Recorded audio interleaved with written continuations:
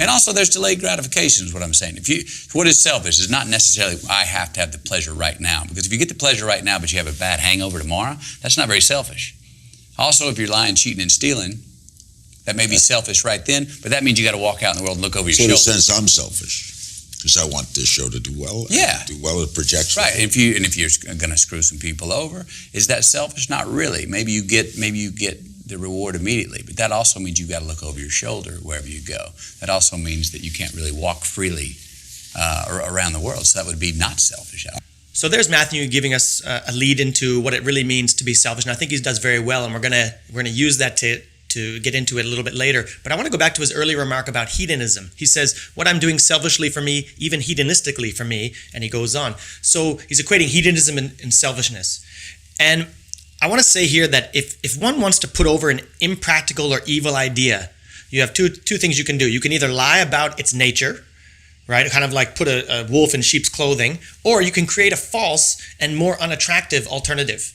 So that means that you set up a straw man in effect as the antithesis of the idea that you want to peddle, and then you denounce it as an unequivocal evil, right? So in this case, you say that others first is a really good thing, and that's what you want to do. And what it means is you're kind and benevolent to people and all that. That's the wolf in sheep's clothing.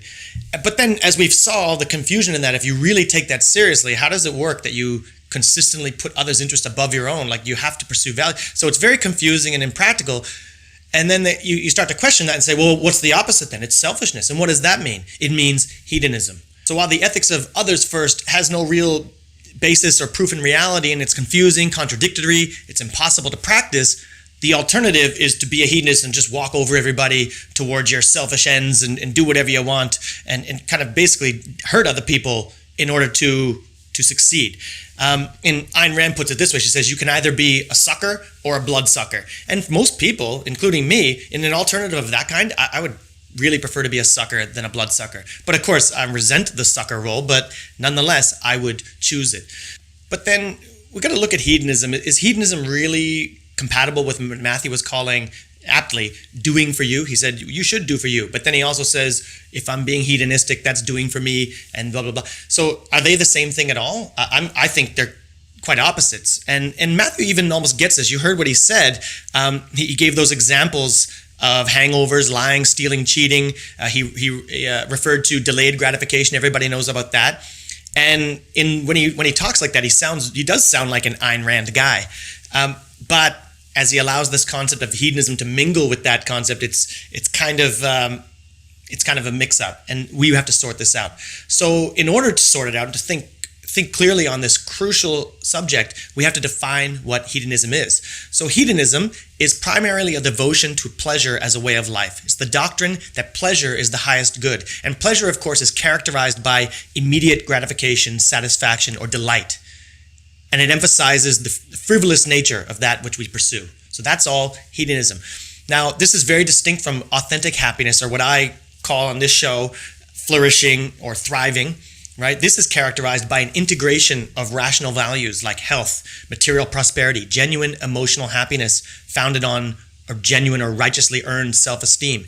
And the emphasis here is on the rational rigor that these values require to attain. So we've got just following your whims and your emotions to, satisfy immediate desires and wants versus deciding what is good for me, figuring out what it requires to achieve those things. And we know this is true. I mean, just take a very easy one to understand, like physical health, right? If you just try to do it in a hedonistic way, so I'm going to get health as a value, well, I'm going to go for it. I feel hungry. I guess I'm going to eat some donuts. I'm just going to do whatever I want and follow my feelings toward whatever. You're never going to achieve health. You have to understand what health is. You have to understand nutrition and the science and principles of as I say, proper nutrition and exercise and what, how the body works, etc., to achieve it. And it's a moral achievement to achieve health and happiness and any other rational value. So Matthew's right when he says that maybe you get the reward immediately, but that also means you've got to look over your shoulder wherever you go.